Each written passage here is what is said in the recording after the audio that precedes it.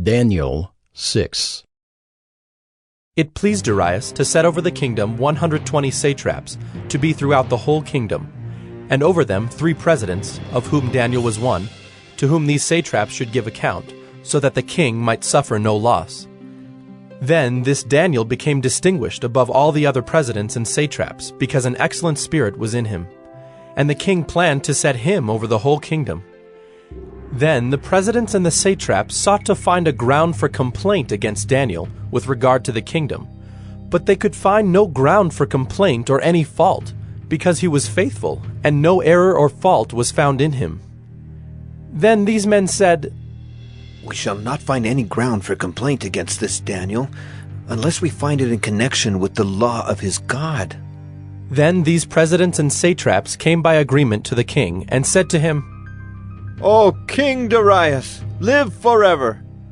All the presidents of the kingdom, the prefects and the satraps, the counselors and the governors are agreed that the king should establish an ordinance and enforce an injunction that whoever makes petition to any god or man for 30 days, except to you, O king, shall be cast into the den of lions. Now, O king, establish the injunction and sign the document, so that it cannot be changed, according to the law of the Medes and the Persians, which cannot be revoked." Therefore King Darius signed the document and injunction. When Daniel knew that the document had been signed, he went to his house, where he had windows in his upper chamber open toward Jerusalem. He got down on his knees 3 times a day, and prayed and gave thanks before his God, as he had done previously.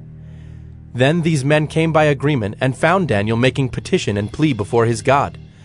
Then they came near and said before the king concerning the injunction, "O king, did you not sign an injunction that anyone who makes petition to any god or man within 30 days, except to you, O king, shall be cast into the den of lions?" The king answered and said, "The thing stands fast according to the law of the Medes and Persians, which cannot be revoked." Then they answered and said before the king, "Daniel, who is one of the exiles from Judah, pays no attention to you, O king, or the injunction you have signed, but makes his petition 3 times a day." Then the king, when he heard these words, was much distressed, and set his mind to deliver Daniel. And he labored till the sun went down to rescue him. Then these men came by agreement to the king, and said to the king, "Know, O king, that it is a law of the Medes and Persians that no injunction or ordinance that the king establishes can be changed." Then the king commanded, and Daniel was brought and cast into the den of lions.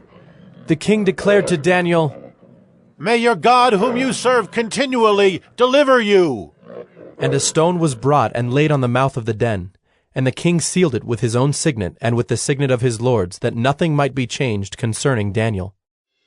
Then the king went to his palace, and spent the night fasting. No diversions were brought to him, and sleep fled from him. Then at break of day the king arose and went in haste to the den of lions. As he came near to the den where Daniel was, he cried out in a tone of anguish. The king declared to Daniel, "O Daniel, servant of the living God, has your God, whom you serve continually, been able to deliver you from the lions?" Then Daniel said to the king, "O king, live forever!